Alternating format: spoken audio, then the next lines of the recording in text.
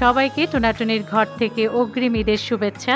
সবাই খুব ভালো থাকবেন, সুস্থ থাকবেন, খুবই মজা করবেন আশা করি। আজ আমি আপনাদেরকে লাচ্ছা সেমাই রান্না করে দেখাবো।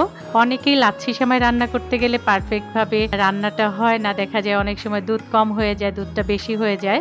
আমি যেভাবে পরিমাণটা দেব আপনারা যদি সেভাবে রান্না করে নেন তাহলে এই লাচ্ছি সেমাইটা একদম পারফেক্ট হবে।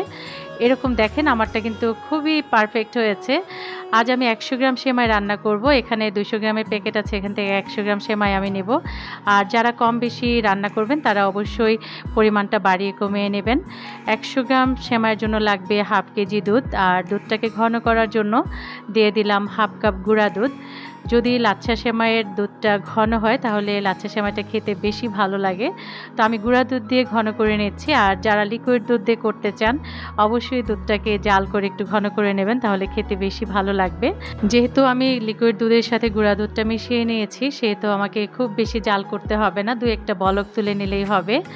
এ পর্যায়ে দিয়ে দিতে হবে 2টো এলাচি, একটা তেজপাতা আমি মাঝখান দিয়ে ছিঁড়ে দিয়েছি, আর দিয়েছি ছোট এক টুকরা দারুচিনি। এবার খুব ভালো করে মিশিয়ে আমি জাল করে নেব।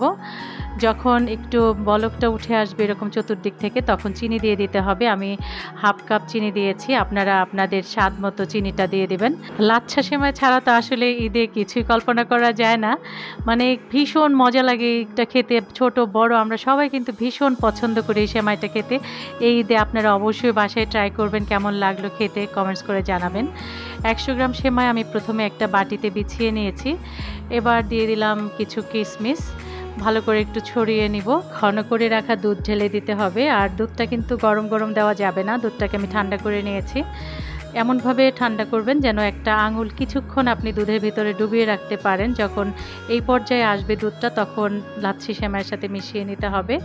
আপনি যদি খুব বেশি গরম দুধ ঢেলে দেন তাহলে কিন্তু একদম মাখা মাখা হয়ে যাবে।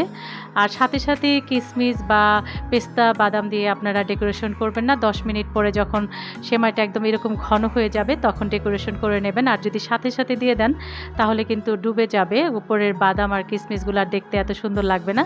দেখুন সেমাইটা কতটা পারফেক্ট হয়েছে। এবার কিন্তু পরিবেশনের জন্য একদম রেডি।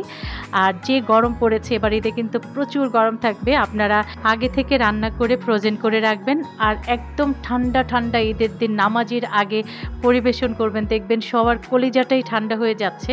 আজ এই পর্যন্তই। প্লিজ আমার চ্যানেলটিকে সাবস্ক্রাইব করে আমার পাশে থাকবেন, লাইক দিবেন, কমেন্টস করবেন। আল্লাহ হাফেজ।